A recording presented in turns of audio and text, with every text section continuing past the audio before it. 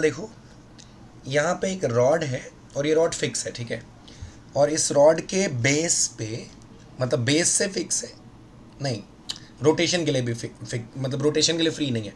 तो बेसिकली ऐसा fix rod है जो थीटा एंगल पे फिक्स कर दिया गया है। इसके बेस पे एक चार्ज क्यू है, और ये चार्ज क्यू, कैपिटल क्यू, ऊपर जो इसमें एक बीड फंसी हुई है स्मॉल क्यू चार्ज की, उस पर एक रिपल्शन फोर्स लगाएगा, यानी force of repulsion due to Coulomb's force, ठीक है, वो लगाएगा। अब चूंकि ये वर्टिकल पोजीशन में है, बेसिकली ये हॉरिजॉन्टल से थीटा एंगल उठी हुई है, तो एम जो नीचे की तरफ लगेगा बीड पे, उसका रॉड के अलॉन्ग एक कंपोनेंट आएगा जो इस बीड को नीचे लाने की कोशिश करेगा। और इक्विलिब्रियम में ये जो दोनों चार्जेस के बीच का फोर्स ऑफ रिपल्शन है, ये एम के उस कंपोनेंट को बैलेंस करेगा जो बीड को नीचे लाने का प्रयास करता है, ठीक है।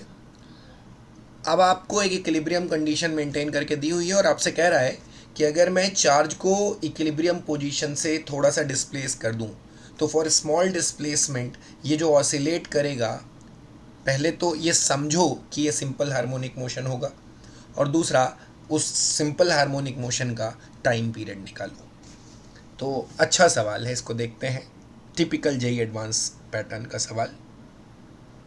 ये रही तुम्हारी रॉड, ये एंगल थीटा, यहाँ चार्ज कैपिटल क्यू ही दिया हुआ है, और इससे एक्स नॉट दूरी पर इक्विलिब्रियम में एक बीड का मास m, चार्ज q।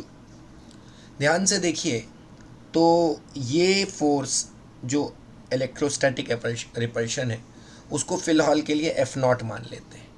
तो एफ नॉट कितना होगा, आप आराम से लिख सकते हैं कि capital Q small Q by x not square, that is equation number 1, ठीक है। इस पे एक और फोर्स लगेगा नीचे की तरफ एम जिसका एक कंपोनेंट इस बीड को नीचे की तरफ लाने की कोशिश करेगा, और उसकी वैल्यू होगी m g into sine theta.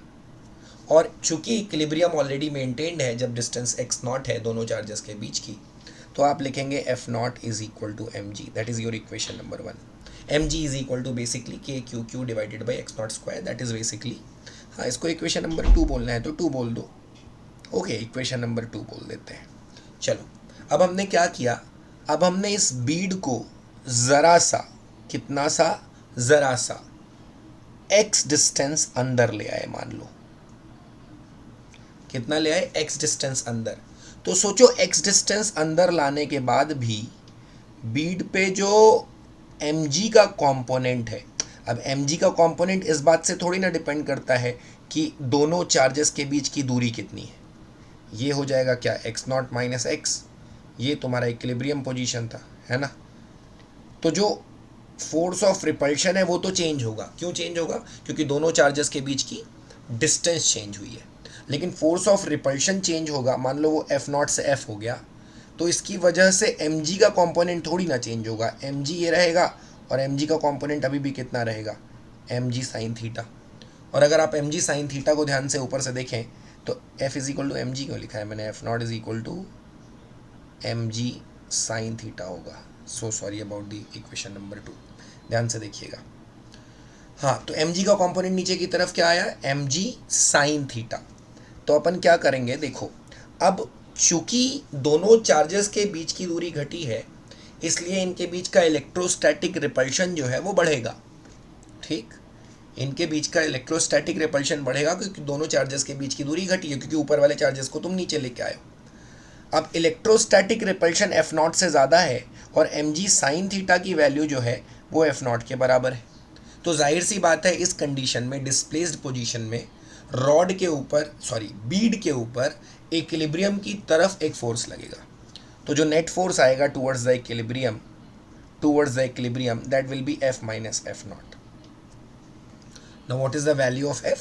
So the value of f becomes equal to k q, capital Q divided by दोनों के बीच की दूरी, which is basically x naught minus x to the whole square, minus f naught is k q by distance initially was x naught square, ठीक।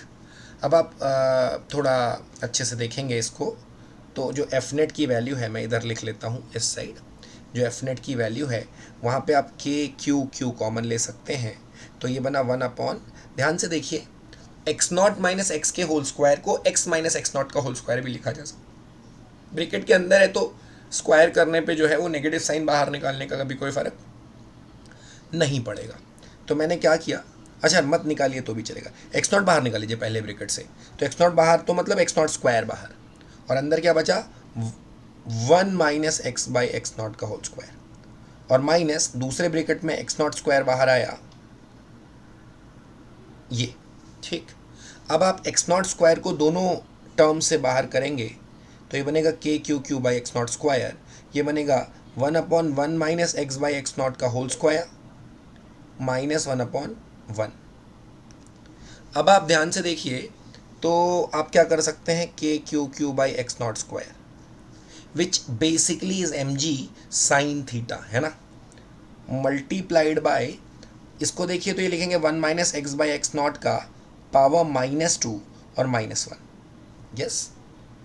अब चूंकि x बहुत छोटा है x नॉट से, तो बाइनोमियल एक्सपेंशन लगा सकते हैं। बाइनोमियल एक्सपेंशन बेटा ये होता है कि 1 प्लस एक्स पावर n है, अगर यहाँ x 1 से बहुत छोटा है तो इसको 1 प्लस nx लिख सकते हैं इस वाले टर्म को, ठीक। ये होता है आपका बाइनोमियल एक्सपेंशन। तो बाइनोमियल एक्सपेंशन इसमें लगाएंगे, अब क्योंकि x x नॉट से बहुत छोटा है तो x बाई एक्स नॉट का जो टर्म है वो 1 से बहुत छोटा हो गया, तो पहला वाला टर्म क्या बना एम जी साइन थीटा, और अंदर क्या हुआ देखिए 1 माइनस, वो -2 को नीचे उतार लीजिए बाइनोमियल एक्सपेंशन के हिसाब से, तो -1 multiplied by -2 is +2 x by x not और बाहर -1, using binomial expansion for small displacement, x को बहुत छोटा माना जाए एक्स नॉट से तो ये वैलिड है, हमेशा वैलिड नहीं है। तो 1 से 1 कट गया, तो ये क्या बन गया, ये बन गया 2mg sine theta into x by x not. अब आप देखिए तो एफ नेट की वैल्यू ये आई। अच्छा वेक्टोरली देखें तो जब हम x को नीचे लाते हैं, यानी ये बीड को नीचे डिस्प्लेस करते हैं, तो इस पे एफ नेट जो है वो ऊपर लगता है, तो वेक्टोरली ये x का उल्टा है, इसीलिए अगर साइन के साथ मैं एफ नेट लिखता तो मैं एक माइनस साइन लगा देता, -2mg sine theta into x by x not, ठीक। अब आप ध्यान से देखें तो ये जो टर्म है ये क्या 2mg sine theta divided by x naught वाला, that behaves like an SHM constant, और जो x है that is basically the displacement from its mean position, so ये के SHM इंटू एक्स बन गया ना। तो आप एफ नेट को एम ए लिख लीजिए, के एस एच एम को फिलहाल लिख ही दीजिए 2mg sine theta divided by x not और इंटू एक्स, ठीक। तो अब आप ध्यान से देखें तो ए की वैल्यू कितनी हो गई, -2mg sine theta divided by m x nought, m से एम कट गया, -2g sine theta divided by x nought into x.